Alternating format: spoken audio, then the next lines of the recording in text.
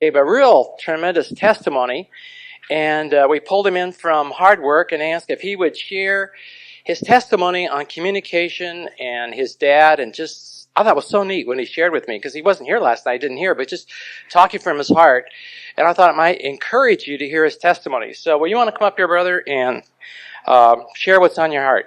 It's Jess, right?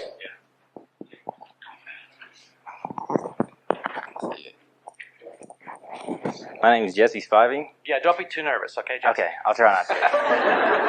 My name is Jesse Spivey, and we started talking, the fellas and I, with Mr. Logan this morning. He was just kind of giving us a rundown on the material he's going to be sharing with you guys, and we were talking about just, I guess, clearing up the past and, how much of a hindrance it can be when you have things in your past that you need to deal with, in the areas of lust, anger, bitterness. There's just so many things, and Satan can just use these things just to bring devastation in your life. I know he did in mine. I never had any just tremendous side effects from my past, but it was to a point, I'd say about last year, where emotionally I was just shot.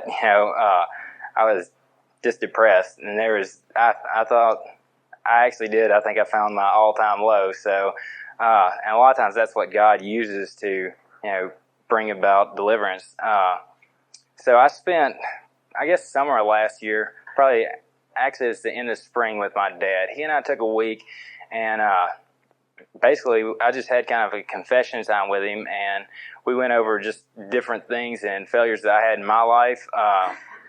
Things that had been, I guess, ashamed until then to tell him, just because, my dad was a minister and he had such a high standard. My dad's a godly man, and, no one wants to disappoint their parents. I know that's a big time for kids. We grow up, you want to please your parents, you want to make them happy, you want to obey them, and, you don't want to disobey and get into trouble.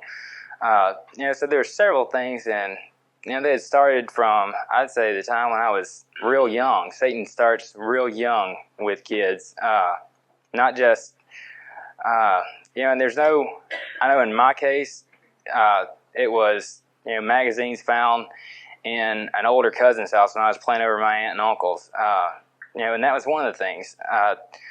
Unless you're going to be with your kids 24/7, they're going to be exposed to some sort of pornography or wrong music, or other kids are going to introduce them to, sex. They're going to talk about it. My parents never told me about sex. I learned from other kids, which is not the place to learn.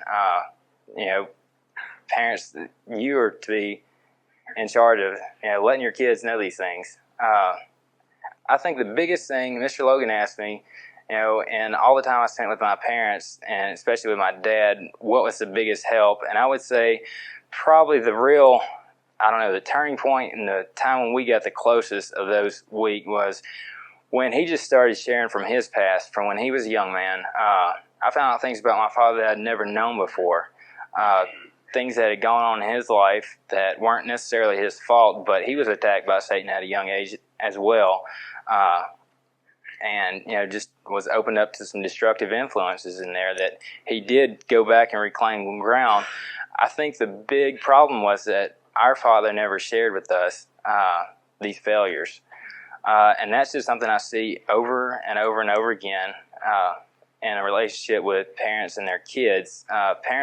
Kids don't want to talk about their problems to their parents because they see, quote, perfect parents. A lot of times they don't know that you as parents have gone through the same struggles they're going through.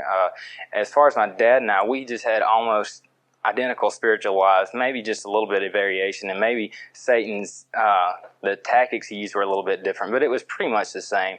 And once we, covered that, there was just such a freedom there, and it allowed me to open up and share more of my past with my dad, and just, it just opened up that, communication there. And, in the past year, that's one thing I've really, really seen is one of the keys to everything. When I see parents struggling with their kids, oftentimes it's just a lack of communication. Parents want their kids to come to them, and it's just not going to work that way because, they're ashamed of what they've done, which is, a reasonable sin brings on guilt, and the first thing you want to do is do what Adam and Eve did, and that's hide your sin. But as parents, I think it's real important. I wish my dad would have gone, when I was younger, and talked at the appropriate age about the struggles that he had been through, and talk to us kids about what they're going to face, because there's really no way to insulate your children from the outside world. They're going to come in contact with the world. They're going to come in contact with Satan and with all these other forces, just because Satan wants to destroy their lives. And if they don't have the base, if they don't see those things through your eyes as parents, it's gonna be a destruction. It'll be a very destructive force in their lives. But if you can approach them and just give them the view of what sin is and what it's done to you, through your personal testimony, a lot of times they'll have the courage to flee, or they'll talk to you immediately, say, Mom, Dad, this is what I saw on the street today, and they'll come forward, and it'll be a lot easier to communicate that way. But that was pretty much all God, I guess, laid on my heart to share with you guys today. And Mr. Logan, I think you want to... Thank you. I think the thing that was so neat is that the dad saw a boy hurting, took out time to be with his son, had a specific issues that they wanted to go through together as father and son, and ministered to his boy, and for the first time he was able to open up his heart and life to it. We're talking about communication, aren't we? And the dad allowed this boy to be able to communicate with him, because the dad was willing to humble himself and share. And it was not just said, it wasn't the FBI, what have you been doing? What's wrong with your kid? That kind of stuff. But a mutual sharing. And it just thrilled me. He wasn't here last night, and he just was sharing how this time with his dad was one of the best things that ever happened. And, but how old are you? 23. I thought so. I looked at the beard there. Yeah. And, I shaved this morning. Oh, did you? Yeah. Oh, yeah. He's one of these three I times. gotta hit it again. He's one of these 3 times a day shavers. But here he is, 23, and that's wonderful. But what about 13 and 14? Some years were wasted, and it's not easy. And I don't know. I talked to my brother. I like this guy over here. He knows that. He's blushing. He's just a neat guy. But how do you get with your boys? When do you share? That's so difficult, the timing of it. Because why do you give kids information before they need it? That's not good. Don't ask me. I think you just have to pray about it. I don't know. I know kids are different. Right. And different kids go through different struggles. But the kids want to share. I mean, kids are sharing with me. ATI kids are sharing stuff with me they should be sharing with their dads. But they're afraid to share with their dads because they think their dad will get mad or reject them. And so they share this stuff with me, and these kids are hurting. And it's all down inside. It's like taking a Coke bottle and shaking it up and keep your thumb on it. And it's all going on. It's still going on.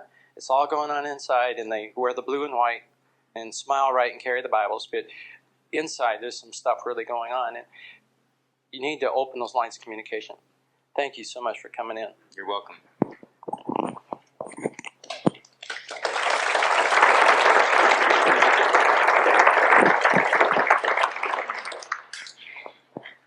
There goes the hope of our nation. Those kind of guys. And I just...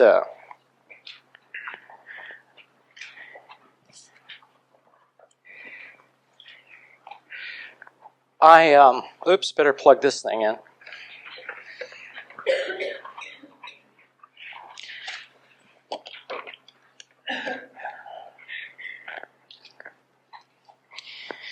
I want to just share some of the issues that I think can be really important, that can help you, some of the hurting of the families that we deal with. One is years ago when I got involved with Bill in basic youth, and we're trying to figure when it was. I mean, it was in the 60s, so a long, long, long time ago. And because I had a poor self-image and I was in ministry, I was always telling my kids, what will people think? You're the pastor's kids, and what will people think, and so on. And I'm glad I had good kids, because most kids could care less what people think. You know what I'm saying? They just could care less what people think. And so you want to be careful. I mean, Bill told me this. He said, Jim, Don't try to raise a showcase family. Just raise a family. You know what I'm saying? Instead of trying to get our kids to fit some kind of whatever. And kids ask me this question, and they said, Mr. Logan, can you explain to me, can you tell me why a man in Chicago runs our family?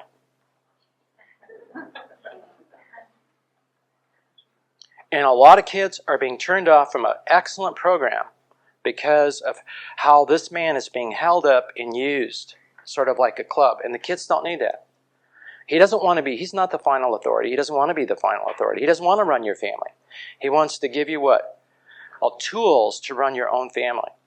And so don't use the program. I mean, I used being a pastor. That was wrong, and it's wrong. What will people think? We're in this program, and so on. Don't do that with your kids. You know, it's what God says and what God thinks. Isn't that what's important? Is it this book or a red book? I mean, really, what really is the real issue? Is this one.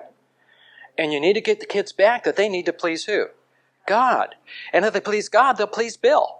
And they'll please, other people that are committed too. And so get them beyond individuals and get them with the Lord. What will the Lord think about this? This is what's important. And what does the Word of God say about these things? And it's not a put down, but I need to share that because I can't tell you how many kids are hurt by that. It's just like the dad's copping out on his responsibility and putting it on Mr. Gothard. And the dad needs to take his responsibility in that issue. I have something I want to put on the table, and you can pick it up. I'll show you what it is if you would like to have it. It's sort of what we did last night, but it's in much more detail. And I ran off just one for a family early this morning, and it's just from Scripture. The power of the words, this kind of thing, just from Proverbs. This is all a topical approach from Proverbs on speaking. And so we have one per family. If you'd like to have a copy, we'll put it on the table. When you leave, you can pick it up and have that. I think you'll find that helpful. In communicating, I don't know if you tried last night, and it may have been difficult, to really communicate, or really try to communicate. But I'd like to share, you could write these down, some of the things that make communication difficult, and then we want to share this time what happens when there is a real difference. When there's a real difference of the meeting of the minds. But these are issues that often contribute to a couple getting upset. And one is distance, if you know what I mean. Like one or the other seems so distant or removed. And usually for fellows, if your wife is distant, it's usually a key that you've wounded her spirit. The one thing that my wife isn't is a faker. And when she has a wounded spirit, I know it. And you'll find as you grow in your Christian life that, as you move towards the Lord in your Christian experience, you'll find it's easier to wound her spirit. Because the spirit is more sensitive. As you continue to get a more sensitive spirit to God, then the things that are unlike God hurt more. Isn't that right, ladies? It hurts more. You take a bar lady. How can you hurt a bar lady's feelings? You look at these ladies. It's very difficult. But a woman who wants to be a godly woman has a very high standard in it. And I thought it would be easier. It's harder. In a sense, I need to be sensitive too. Because she has a high sensitive of what's right and wrong and what God wants. And when my wife's spirit is wounded, I can tell by looking. Or she'll just be sort of quiet. And I know, and I have to stop and think, I've got that Texas disease. Hoof and mouth. Sweeps through the cattle. And it's so easy just it falls out and you go, uh-oh. I think it clunked. It could have been said differently or better or so on. So there can be a distance. When you sense a distance, there's something not right there. The second is a power struggle. And I want to be very kind. See, I wish we just had men here. Boy, if we had men here, I would do anything. I'd do everything but turn you loose. Because when we had the women, I did everything but turn them loose. They were here, right, ladies? So we just really got hard on the ladies. But it's hard to get hard on you when you're both together. But it really is. Because I don't want you to go and say your husband, well, Logan said this. You know, and he said, "Oh, I'm so glad we came." Yeah. But, the wives will say, "Oh, I wish my husband was a spiritual leader. Oh, I wish my husband was a spiritual leader." And when he tries, forget it. The biggest struggle he has is his wife letting go. That's the truth, I'm telling you. I mean, guys will call me, they don't know what to do. They want to lead, but their wife won't let go. Or they won't let go, at least in his areas. They just won't let go. Or what he does is never what? Never good enough. And so he just gets discouraged and just gives up. Just says, you lead. You just go ahead and lead. You want to lead, you go ahead and lead. I can't do it right. You need to be encourager. You need to encourage your husbands when they try to take the leadership. I found when we started pastoring, in fact, remember I told you the church I had trouble with? You know why we had trouble? Because we wanted to become a family-oriented church, and that was brand new in those days. In those days, it was individuals. And so we had a meeting on Saturday for men because I found there were two reasons why men did not lead their families. One was the fear of failure, and second, they didn't know what to do. And so we had meetings on Saturday morning, early on Saturday mornings for men to help them to lead their families spiritually. And we had people coming from other churches. We even had Mormon guys come. I said, "We don't believe like you, but we believe what you're teaching." So, okay, we come. I said, "Yes, you may get converted. Come on." I'm not going to not pull back just because you're coming. And it just grew and grew and grew. But the leadership of the church never came. And finally they said, because I asked Bill, when's the right time to leave a church? I said, "I don't know when to leave, Bill. I've been here 5.5 years, and they're not with me. We don't fight because the servant of the Lord must not what? Strive." So I wouldn't strive, but the leadership just wasn't with me. They just would not come to these men's things or whatever. And Bill gave me Amos 3:3. Can two walk together unless they be what? Agreed. And so when I left, they said, we know that you think families are important. We really don't believe families are that important. We think individuals. And they got a pastor whose wife left him 3 times that year, and his daughter got pregnant. So I thought, well, they got what they asked for. Families are important. And that was a new concept when Bill Gothard came. To church to minister to families. They just didn't do that kind of a thing. And so these guys were afraid of failure. I didn't know what to do. But you guys have got a lot of material, but you still may fear failure or criticism of your wife. You're not going to do it good enough or whatever. Ladies, encourage. Guys need all the encouragement if they're going to try and lead. They'd rather fail with other families than their own. Than their own family, and you need to encourage them. Okay, the third thing area is really a trust issue. A lot of the arguments are over not trusting. Have many of you read my book? Okay, in that book, there's an ATI dad in the book that had major moral failure. He's a medical doctor. And we were in the North Woods together. In fact, you get the testimony. We were in the North Woods, and there was another doctor up there that I led to freedom in his moral life. The following year, Bill had me back, and we had this medical retreat, and he said, "I want you to do the same thing you did last year." And I said, "Fine." I said, "Bill, I know there's at least 3 doctors that are signed up to come to this conference that have come to freedom over enemy activity in life and over moral failures." And I said, what about me having at least a couple of them giving their testimony? I mean, there's nothing more wonderful than having a medical doctor get up in front of a bunch of medical doctors and share that God set them free of stuff. And so he thought it'd be a good idea. And so this guy got up, that one of the medical doctors was there, a good friend of mine. He got up and he shared how he came to freedom. He had been a son of a missionary and graduated from medical school, and some of you know him very well. And anyway, he spoke and shared how he came to freedom. And in the audience was sitting this other doctor who thought, well, that's good for him, but I'll never have a problem in that area.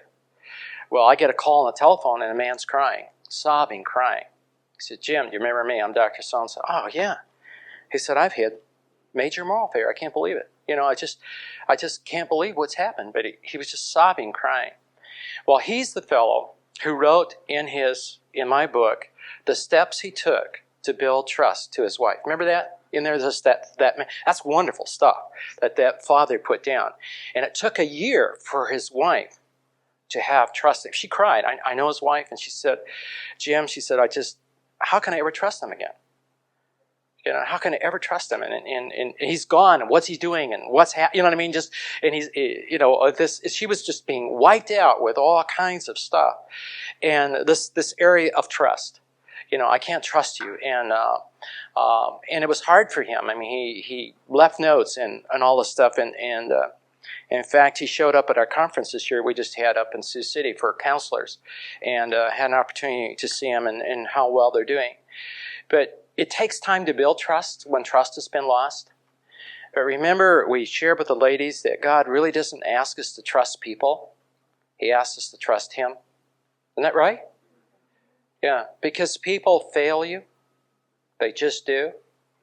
Have any of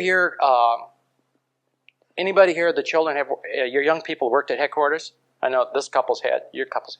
It's been kind of hard for some of them because it wasn't exactly what they expected. Because I get kids calling me from headquarters or families that are calling.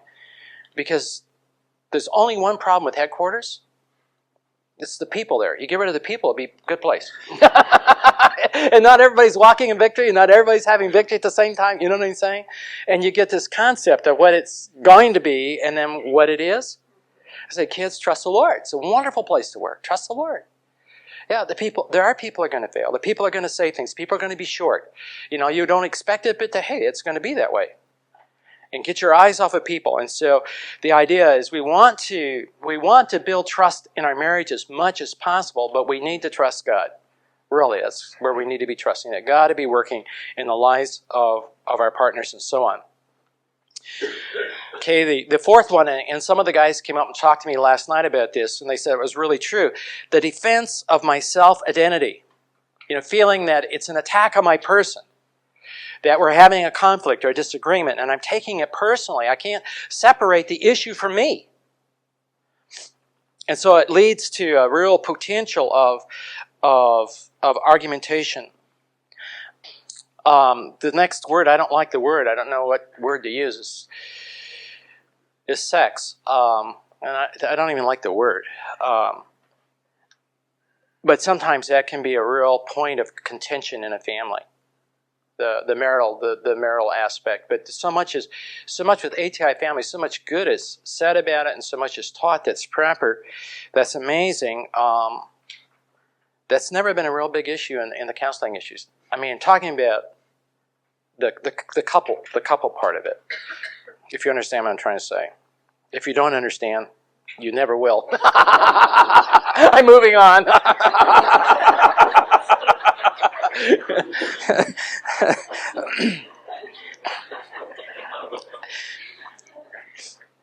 The next one is self-centeredness. We've got to see the total family needs.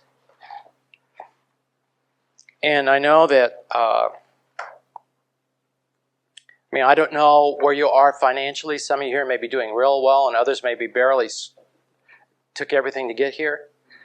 And how do you spread it around, and how do you deal with it, and all of that. But you've got to just look at the needs of others.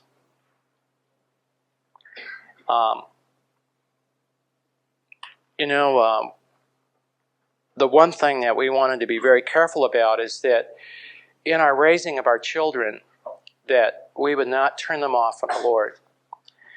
And I mentioned that, and how they would want to serve God. Now, if he didn't want them, that's fine, but they would desire. And so three of our four kids are serving the Lord full-time in full-time ministries. And the other one and her husband are very much involved in ministry, but he makes an honest living. The rest of them don't, They're being supported by other people. But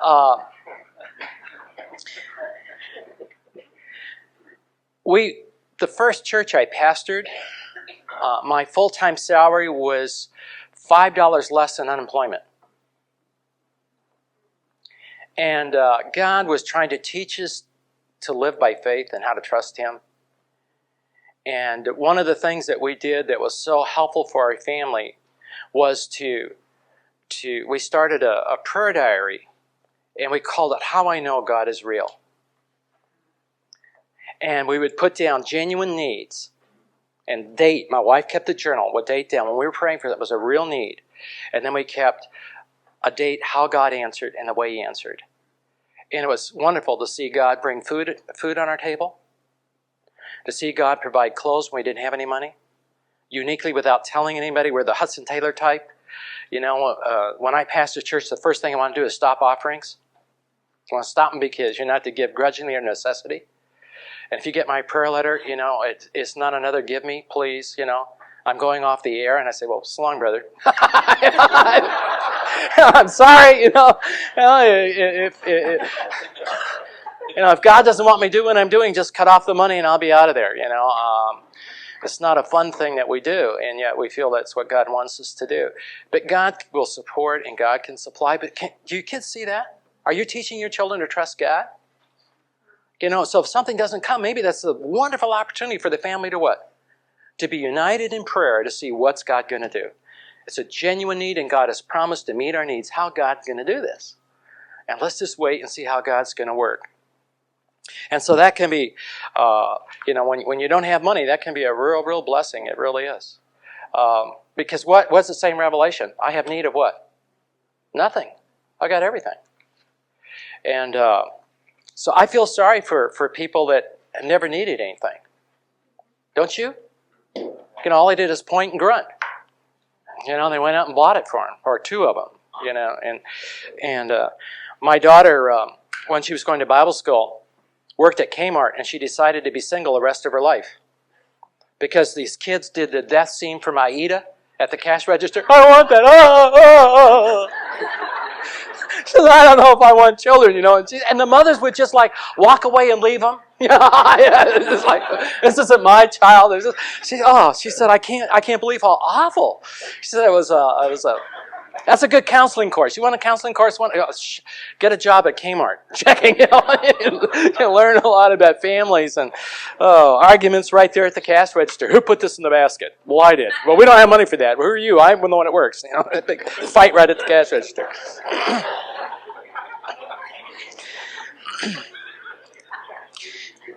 Now, the next one is unrealistic expectations. Remember that we're people in process and we're a family in process. And the family needs and family issues change as the family grows. It really does. It's one thing to have these little kids and all of a sudden they're teenagers. You get whole new issues. Just whole new issues. And then all of a sudden they're gone. I mean, we're always in a process. We always need to be looking to the Lord. And then what they call territorial aggression, and that is getting into someone's really other area. I don't really like these terms, but you know what they're saying. This is, am I going into what my husband's responsibility is, and that's why we're having this struggle, or is the husband getting into his wife's areas, that she feels this is really my area before God, and you're coming in here, and it's a real point of contention. Now, I want to share this with you, and I want you to think this through. We've got some time here. And this is probably the most helpful thing that I've ever seen, ever in my life, in helping. This is really from a premarital counseling thing, and I think it was, I'm trying to think of who the person was that came up with this. But I want you to work it through, and I would like you to, if you have paper to write it down, I'd like you to you can make a small one of these little charts. But when there is a conflict, and these are 5 styles, basically, I'll get out of your road, only 5 basic ways of dealing with critical issues. Either I yield, there's a conflict. Either I yield, or resolve, or compromise, withdraw, or win. Those are the choices, and that's the only choices there really are. In dealing with a conflict that you're having. Maybe I could stick it up a little higher here.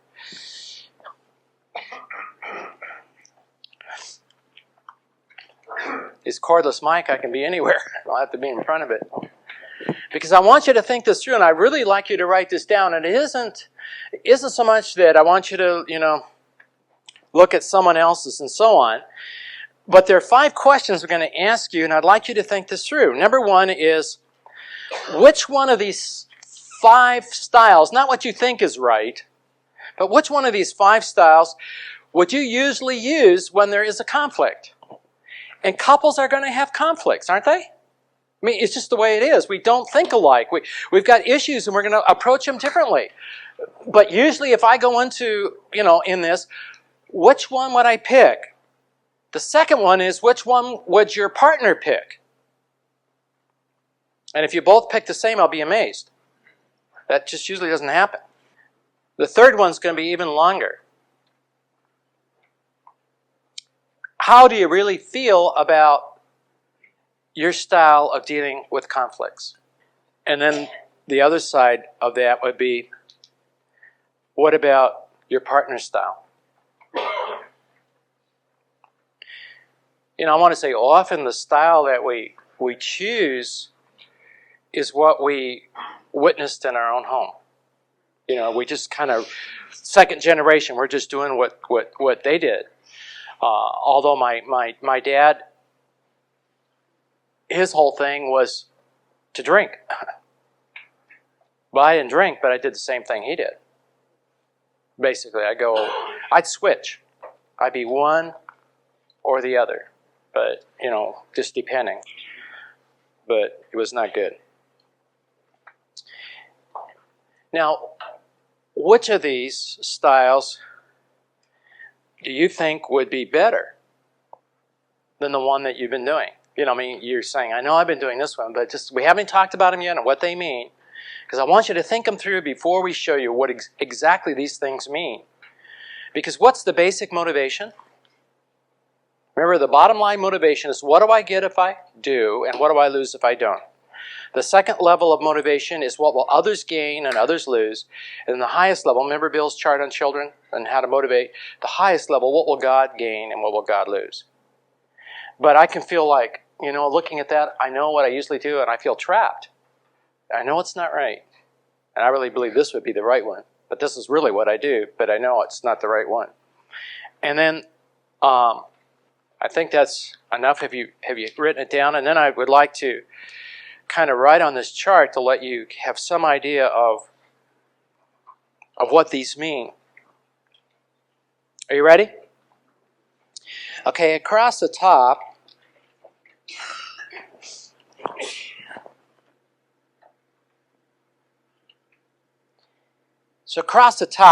yield and resolve would be a high concern for the relationship. People that choose either one of those are really concerned about the relationship. That's more important than the issue. Those who would choose withdraw or win, they have a low concern for the relationship. Now, going down this side, people that would choose yield or withdraw have a low achievement needs. And on this side, these people have a high achievement needs.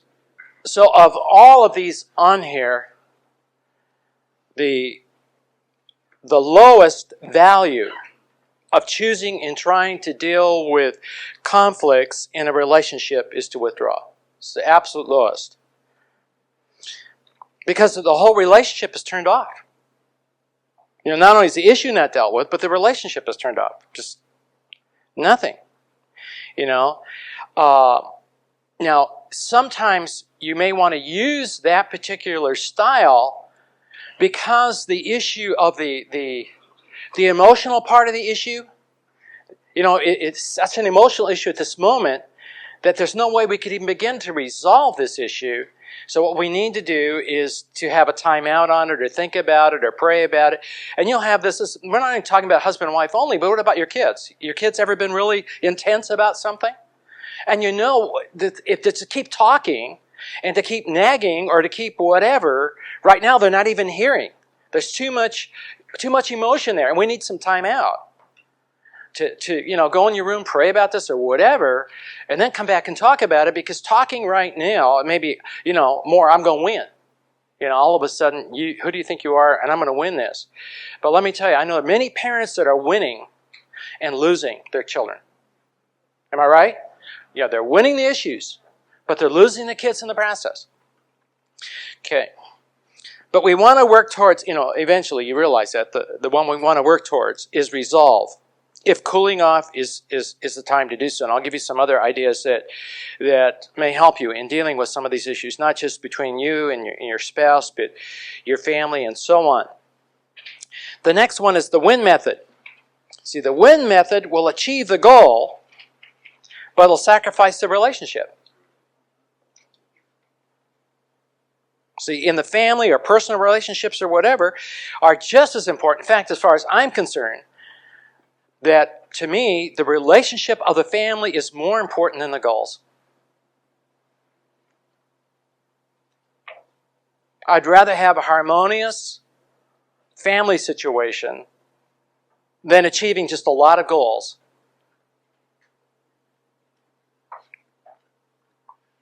In fact, let me share this. I believe there's an ATI family that's here, because I got a lot of calls from you before you came. You were going to come and can I see you and so on. Now I've seen you.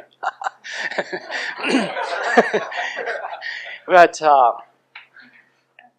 and there's just a whole lot of kids, and many of them are in couple in diapers.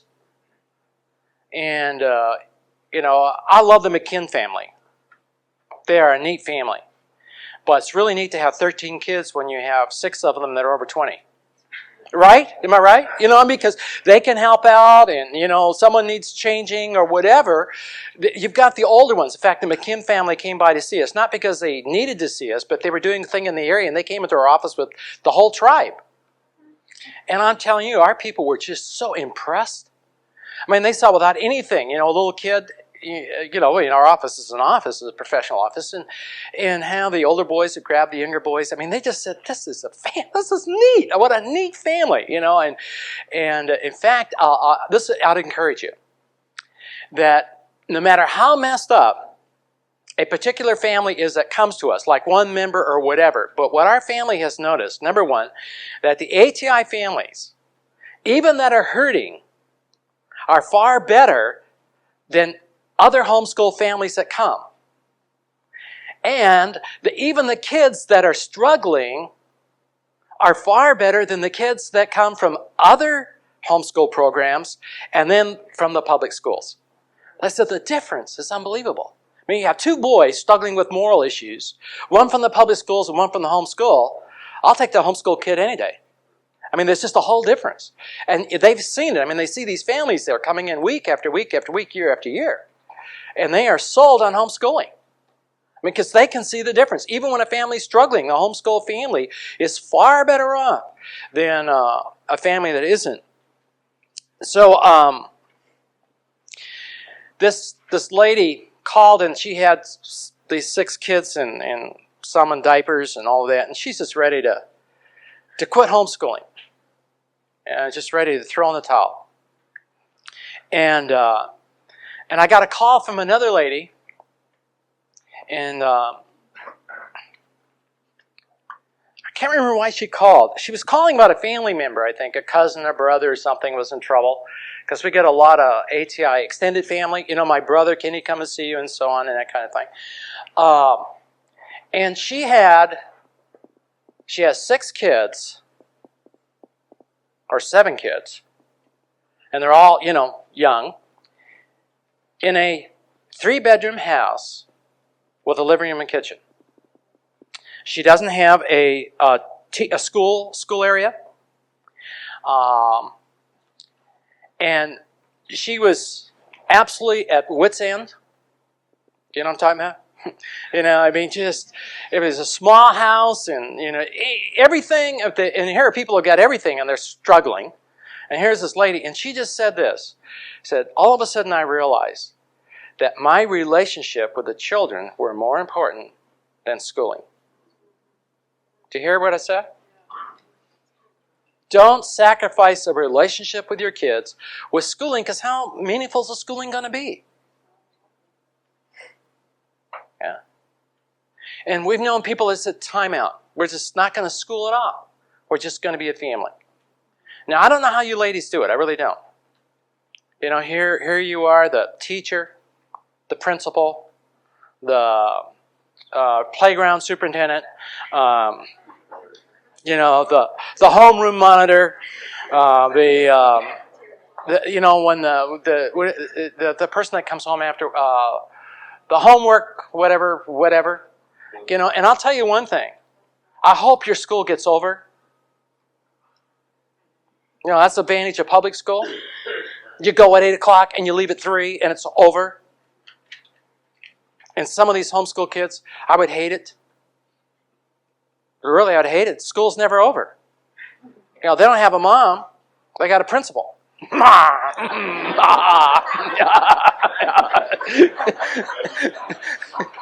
They go, oh, you lucky, you have a real mom.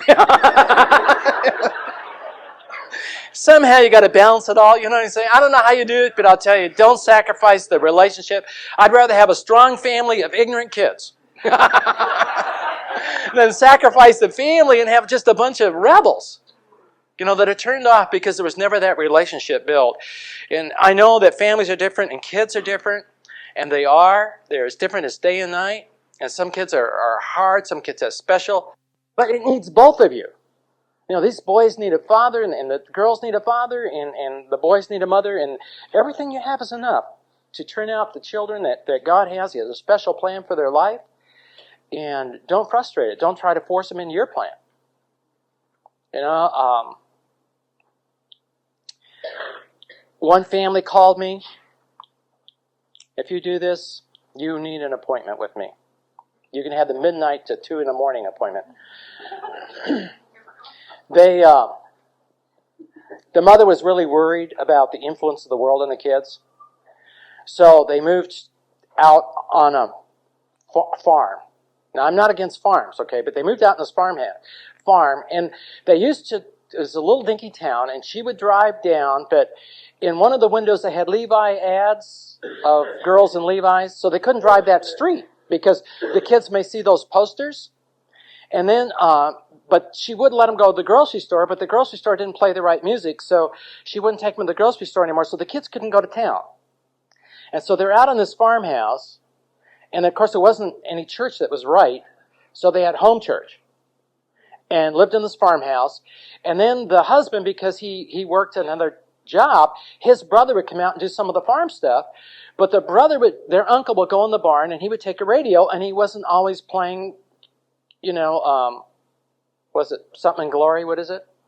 Majesty and Glory. You know, he added a little other things to that. And I love Majesty and Glory, but he added other things to it. So they couldn't go into the barn when their uncle was in there because he may have something on the radio.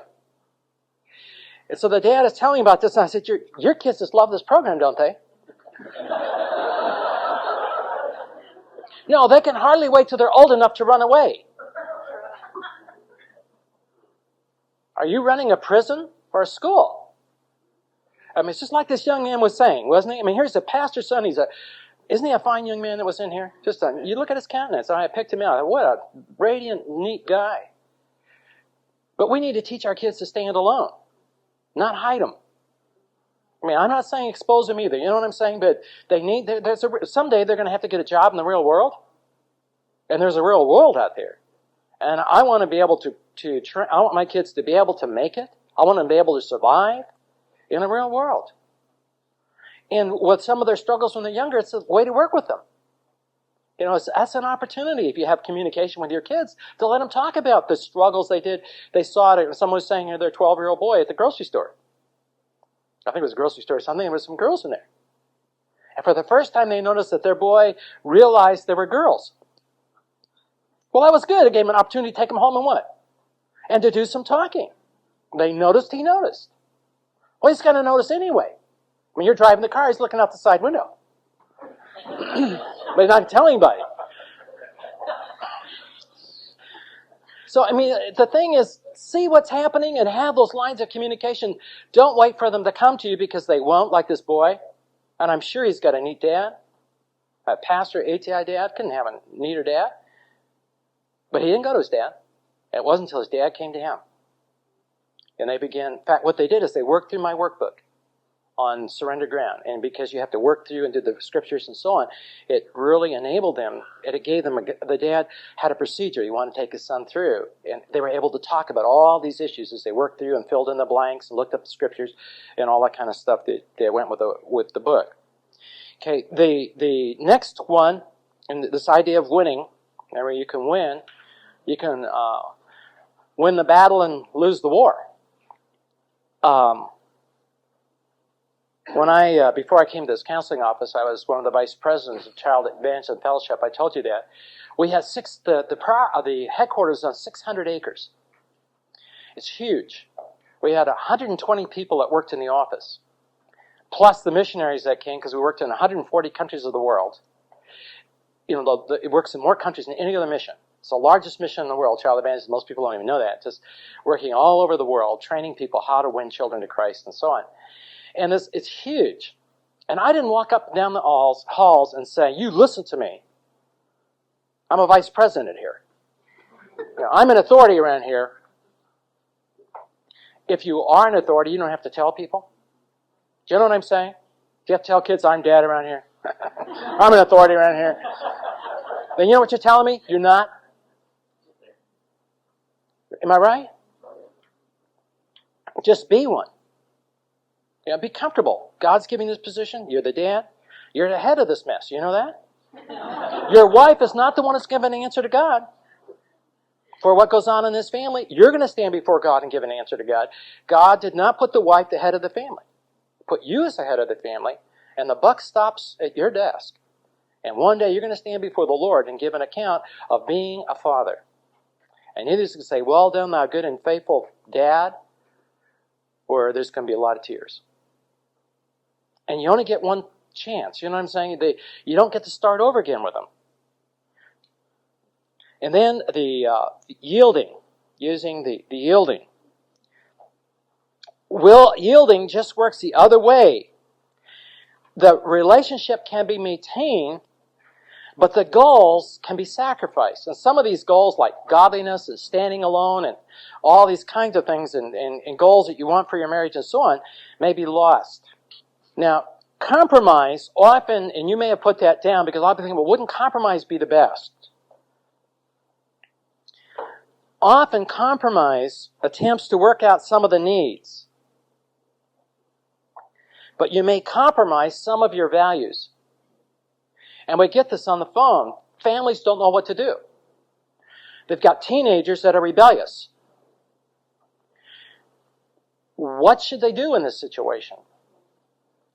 And years ago, Bill had me write a letter and send it out to all the ATI families on the idea of, I think you got the letter, on the idea of contracting.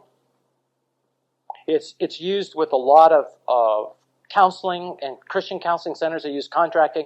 You contract with your kids.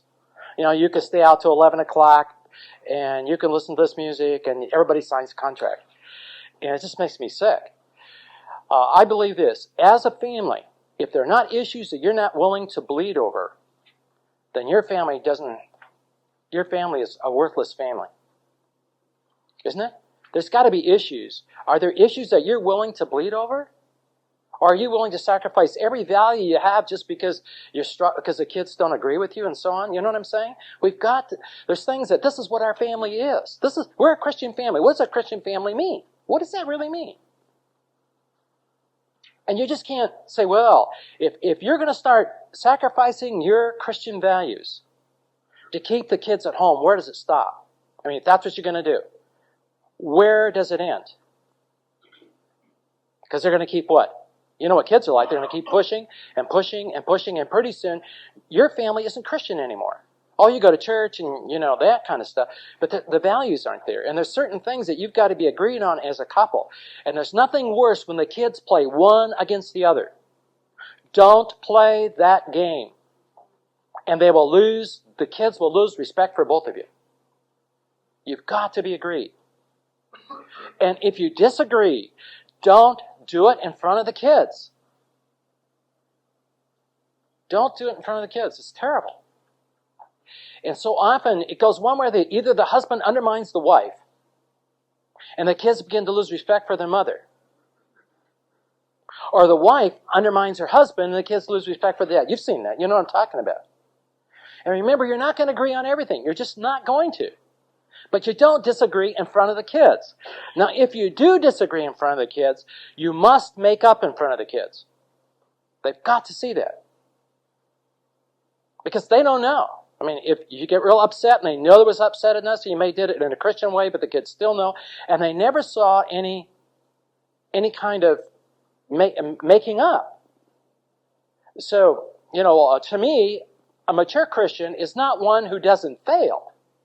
A mature Christian is one who knows how to correct their failures and is willing to do so. So compromise, you may really sacrifice family values. And you can't do that. And if you have to put your kids somewhere, if it comes to that, and it can be just one out of 6, and some families feel they're totally failures. I said, why are you focusing on one rebel when you got 5 of the sweetest, wonderful kids? You're not a failure. I mean, if you're a failure, you'd have 6 rebels. That's just one. And there's always one strong-willed one, at least one. Anybody here got 5 or 6 kids and you got one that's strong-willed? Yeah, you do, and more than one. And they take a lot of time and a lot of work. They really do. But you can't let that one as a teenager, if they've never surrendered that will, destroy the whole family and destroy everything you have. You may have to do something severe rather than sacrifice being what you want to be as a family. It's a last resort, but we do have resorts. And we do have places. We have a chain of places all across America. If it comes to that, and the kids need to know, we love you too much, and we love this whole family too much to let you destroy this family. You can't do it. You want to live in a way that is not biblical, it's not Christian, and we can't condone it. By allowing you to go do that, come back in this house, what we're doing is putting our approval on your lifestyle, and we just can't do that. And I know some families, and it's been very difficult, but we have some very good stories because you get what happens later. The kid goes out in the real world, and there's always neighbors to take him in. Trust me. There's a neighbor down the street that's going to take him in. Take in your daughter, take in your son, and think you're a horrible family. Church people will take him in. It's unbelievable. I mean, you should get on the phone. It's tragic. Boy, I was going to run away as a kid, and nobody would take me in. In those days, they tell you, go back home. Oh, but my dad's a drunk. I don't care. Go back home. The prodigal son story could never happen today. There have been 6 groups that had, fed him and taken care of him. He never would have come to the end of himself. And I tell people this is the strongest thing, and I'm going to tell you, I said, you need to release your son or daughter to the enemy. That's biblical. You're praying God's protection, and I said, you're prolonging the agony. They need to come to the end of what? Self. And the enemy can be a tool in the hand of God to achieve that. So don't put protection around them. Just release them to God and say, God, whatever you need to do to bring my son and daughter back to you. Because if they get right with God, they're going to get right with what? What did the prodigal son get right with first? I've sinned against what? God, and I've sinned against my father. And I believe the dad every day was looking in faith. He was praying that God was going to do a work in his son's life. And he was trusting that one day that boy is going to be walking up that road. So he trusts him. So be careful about compromising. I mean, there's times that I'm not saying you can't talk about and so on, but don't compromise your values and what you are as a family and what a Christian family means to you. And then of course, the last one is resolve. That has the highest value because it works both. It has high achievement needs and a real high concern for the relationship and want that relationship to go right, and to resolve as much as you can and as easy as you can. Now, let me just give you some guidelines for resolving. And this is pretty simple. I've got lots of materials real complicated, and if it's complicated, I don't do it, so I don't think you would either. But what is just some of the simple things? We know there's a conflict here. We know we need to deal with it. The first thing we need to do in bringing some kind of resolve is to try to recognize what's the issue. What is the conflicting issue here? The second one is listening. Listen to the person that's sharing this thing. Really listen. The third area is very simple, and is select the right time to deal with it.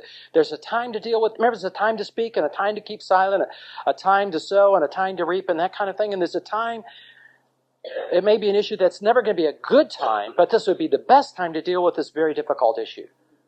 And I think before you get into that time, if you really listen, try to define what is the problem and what is the conflict. What are we going to deal when we sit down and talk to our daughter, or I'm going to sit down and my wife and I are going to talk together? What are the issues that we really need to discuss here?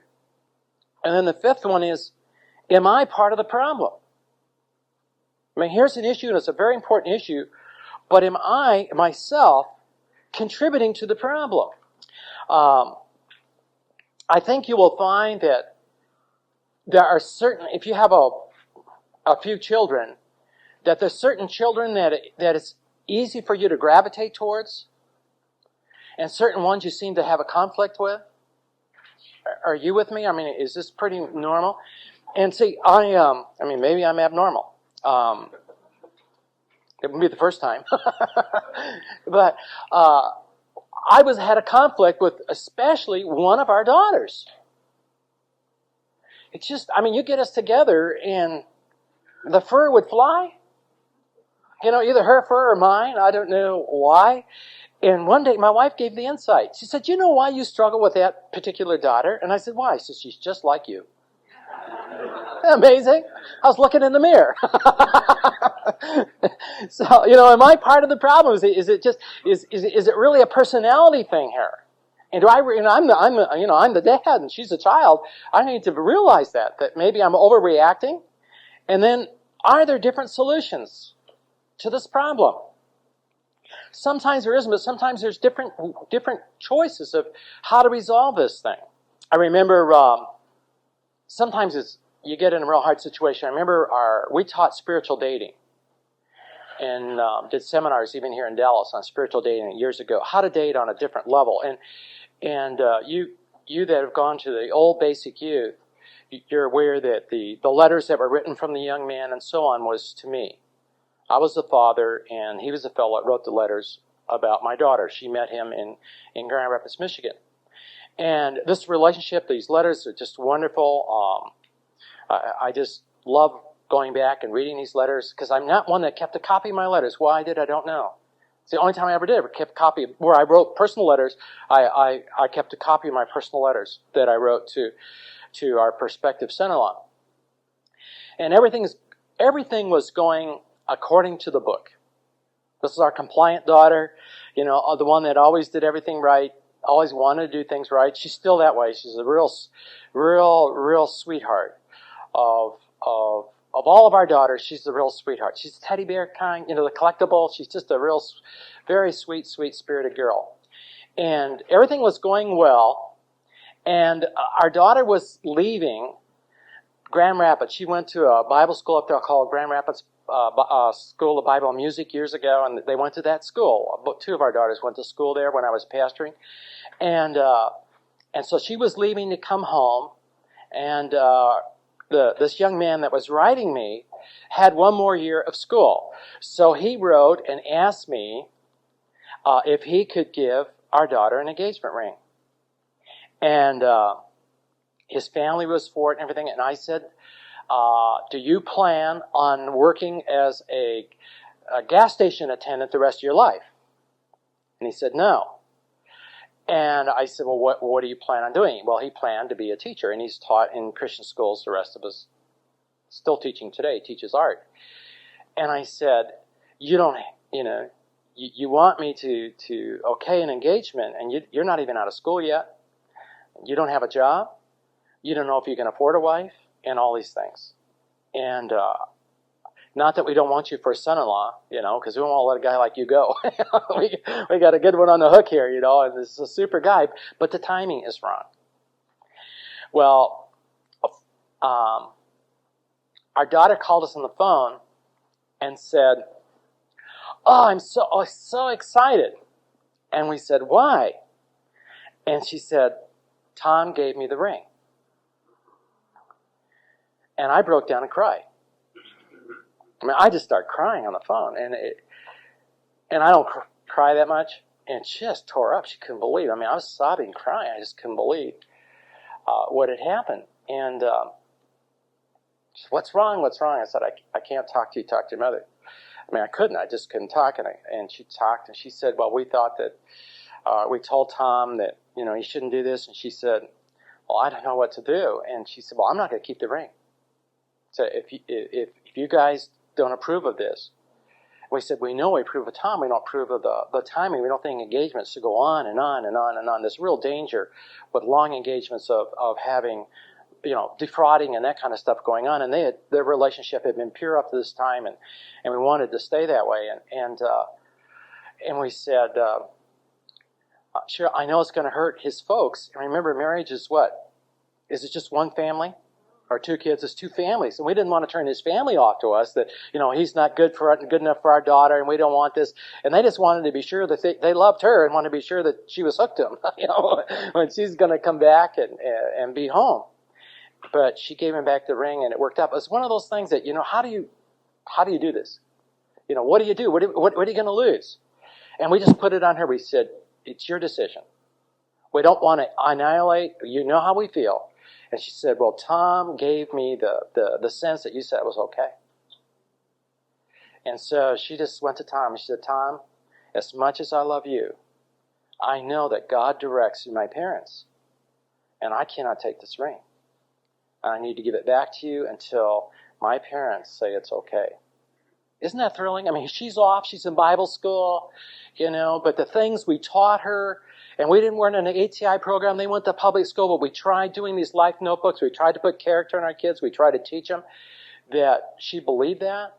And when it really came to push to shove, because it's the only boyfriend she ever had. Our kids were not allowed. I mean, this is when everybody was dating. I mean, they thought we were a weird family. We didn't have a TV, and our kids couldn't date, and everybody's dating, and all the kids in the church are dating, and they kept saying, one guy in church said, "You just wait till your daughter's 16, the oldest one. You just wait." I thought, maybe she'll die, we'll be lucky. Somehow it was a threat, it was awful.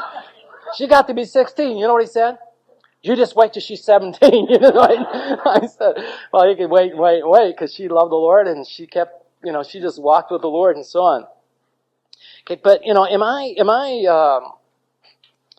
is there an alternative here to the solution? Sometimes you really need James 1, don't you? If any of you lack what?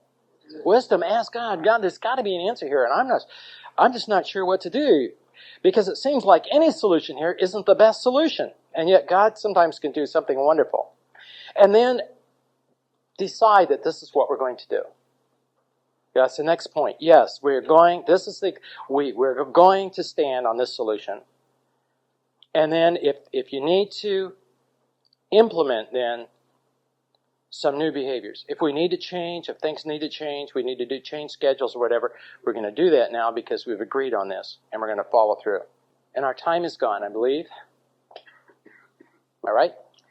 And you ladies are in for a real treat next session. They don't know what it is. They don't know what it is yet, do they? I'm not going to tell them either.